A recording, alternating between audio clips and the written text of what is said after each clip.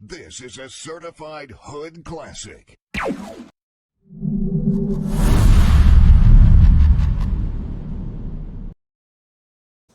All right, Sakafet, Sakafet, what's up to all my beautiful people from all corners of the world? This is Culture Invasion Podcast, and I'm your man, Culture. Thank you for joining me. Today we've got a mini invasion, a shorter invasion.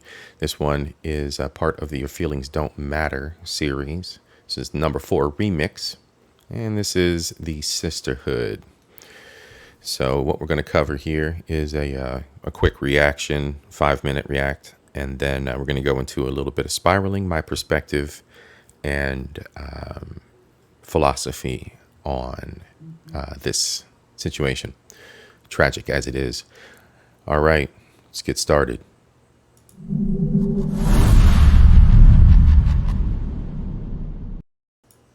All right, fair use, the video react we've got today is from a YouTube content creator, Keisha Z. Shout out to him. We'll throw him some props here in just a moment. So let's go ahead and get started with the react. Joseph YouTube, welcome to the Coffee Pod. My name is Keisha Z. Drink the coffee, it'll make you feel better. Teen deliberately drove 100 miles per hour, crashing and deleting boyfriend and his friend. So guys, this is one of those really depressing stories. No more wasting time. Let's get it. In July 2022, a fatal car crash claimed the lives of 20-year-old Dominique Russo and his friend 19-year-old Davion Flanagan. Behind the wheel was Dominique's 19-year-old girlfriend, Mackenzie Sharilla. Mackenzie was driving 100 miles per hour and rammed her car into a wall. She was discovered unconscious, her fuzzy Prada slippers still pressed against the accelerator, while Dominique and Davion both died at the scene. Ultimately, it was discovered that Mackenzie purposely caused the crash. She was recently found guilty of 4 counts of. It has been discovered that she appeared to have posted a perplexing message under her name on Dominique's obituary. In a post dated August 24, 2022, Just want to say something real quick. The 4 counts of deleting didn't mean that she actually deleted 4 people. It was actually 2. But because of the charges she was facing, they made it 4 counts. she wrote, I Yeah, miss absolutely. you, Nug. It still feels like you're about to walk through the door any second. I long for your laughter and that perfect smile. I sense your presence around me every day, but I yearn for a tangible connection. The post continued, God, you were the least deserving of this tragedy. Your future was so full of promise. I wish I had conveyed this to you more often. Please wait for me, indicating a deep emotional conflict. On August 8, 2022, the day of Dominique's burial, she expressed, I love you, my Nug. My thoughts of you will never fade. Now, addressing the tearful teen in court, Cuyahoga County Common Pleas Court Judge Nancy Margaret Russo made it clear. This was not a case of reckless driving. This was an act of. She had a goal and she carried it out with precision. The verdict was. The judge, unrelated to Dominique, highlighted that Mackenzie's motive for this tragic act was a deterioration of their several-month-long relationship. Security footage provided evidence of her deliberate She was mad that their relationship was coming to an end. actions. Right. As she accelerated her Toyota Camry to 100 miles per hour, leaped over a curb, and collided with a brick wall. The judge also stated, and I quote, she transformed from a responsible driver into a manifestation of destruction as she navigated the street. Mackenzie alone made the decision to drive the car, following an unfamiliar route she had scouted a few days earlier, a route she didn't usually take. Mackenzie was also convicted of 4 counts of felonious assault, counts of aggravated vehicular. Now, she is scheduled to be sentenced tomorrow, August 21st, but according to news outlets, the conviction results in an automatic life sentence behind bars without the possibility of parole for 15 years. And we're going to talk about that and my perspective here in just a moment on that sentence. So stay tuned here as we get through the rest of this. While THC was found in her system above the state's legal limit, charges of driving under the influence were not pursued by prosecutors. May Dominique and Davion rest in peace. And guys, if some of the words in the video were cut up and blocked out, it's because YouTube doesn't like those words. So I apologize for that. But I'm sure you caught the gist. Let's check out some of these comments and see what the people have to say. Very tragic situation here. Very selfish act. First commenter here says, but how did she survive that? Somebody else here added, yes, because I don't get it, like how. Here's another person who says, because she was driving. Seems like the drivers always live. Do they? Somebody else here added, not always, but it's common for drivers to survive. She knew what she was doing, prepping herself.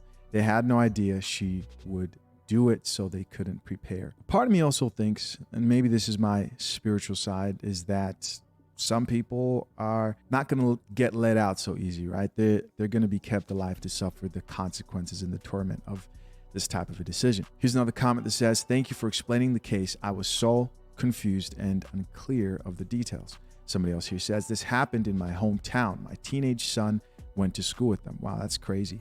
These couple, I believe, actually had an active TikTok account. Here's another comment that says, that was the best explanation so far. Thank you for posting. Here's another comment that says, I watched her TikToks and one day she just stopped posting.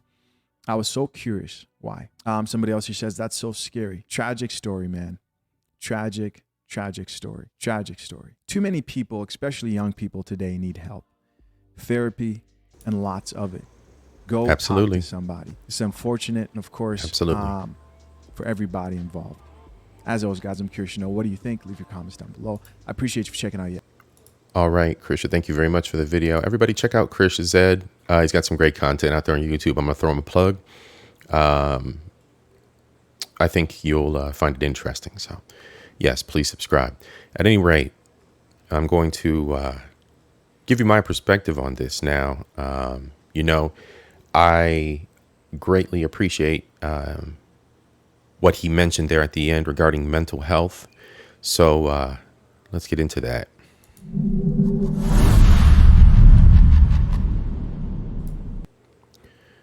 So with mental health, I want to first of all, again, yes, I want to thank you, Keisha, for what you mentioned there. But in the most reverent and respectful way, I want to send a fuck you shout out to Ronald Reagan and any politician preceding or succeeding him involved with the dismantling of mental health funding in these United States. The facilities and federal regulations required investigation and overhaul, all of which you were unwilling to dedicate resources to. I am an advocate for mental health. I talk openly about it because I've seen the impact of it and how neglecting it can have impact on both civilian and veteran lives, on families. You feel me? Or as Keisha would say, pay attention, people, right? Again, shout out to Keisha. Thank you. So now my true perspective on all of this, I'm going to take a view from a bigger picture, and many of you are not going to like it. Beyond the cry for mental health, because what you're going to get is an unfiltered man's point of view on this. Number one, if this had been a man in this case, especially a man that looks like me with brown skin or browner, and he deleted 2 pretty so-called white girls in his car due to an accident of this scale and intent, there would have been a sentence of 25 to life minimum with parole at 25. If I'm wrong, feel free to comment below. And especially with the kind of cars that are out there, she had a shitbag wallpaper paste Camry. The car I got's got cameras that follow me and watch what I'm doing. Driver monitoring. Those were kids, man. The kids suffered. Their parents are suffering. I can't imagine. I don't have any, but I can't imagine losing a kid at all. Believe me, scenarios play out in my mind had that been my life. 2 boys, 2 young men, victims. I mean, again, I don't have kids, so it's something I had, maybe, my cards will play out right and I'll get to be a father. But that's something that's in the back of my mind, I can only imagine the pride and the vision of the future that you wrap up in a child just to see them their life cut short. So this brings me to my final thought or question to the sisterhood. Looking at what could be stated was entitlement and behavior as a result of not getting her way. I think it's fair to say that this is a direct result of the impact of radical feminism on young women. The social impact taking her outside of what her parents were able to manage if her parents weren't total pieces of shit to begin with, which 9 times out of 10, we're unprepared is the excuse. You're shit bags. You're not dedicating your life to what you have brought into this world. All of which potentially contributing to her actions and this tragic incident. Again, my thoughts. But I'm calling a spade a spade. She couldn't get what she wants. We've seen it too much. We've all seen it before. You've seen it. The self-entitled fuckery. So you self-proclaimed feminists, you boss bitches, you sisterhood weirdos that defend said fuckery.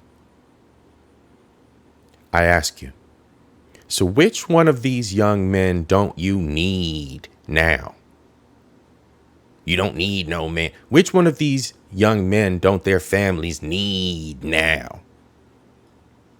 You weirdos talk in circles, lack empathy, because you're not born with it, but that's another topic for another day.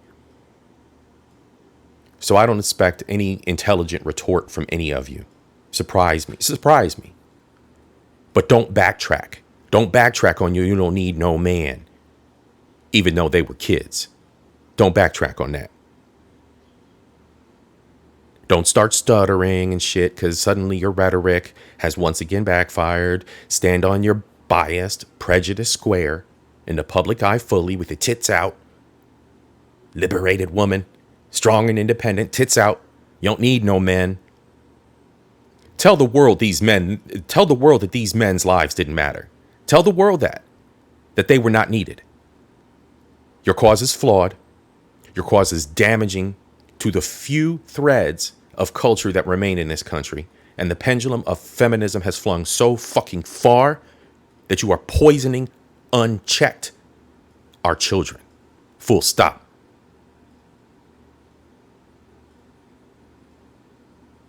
May the souls of those young men rest in peace. To the rest of my audience, I hope you enjoyed the food for thought. To the real women, you know who you are. Outliers, don't get your lace thongs in a bunch. Y'all know who you are. These are just my thoughts. Big up yourselves. Like, subscribe, comment your thoughts below. Peace.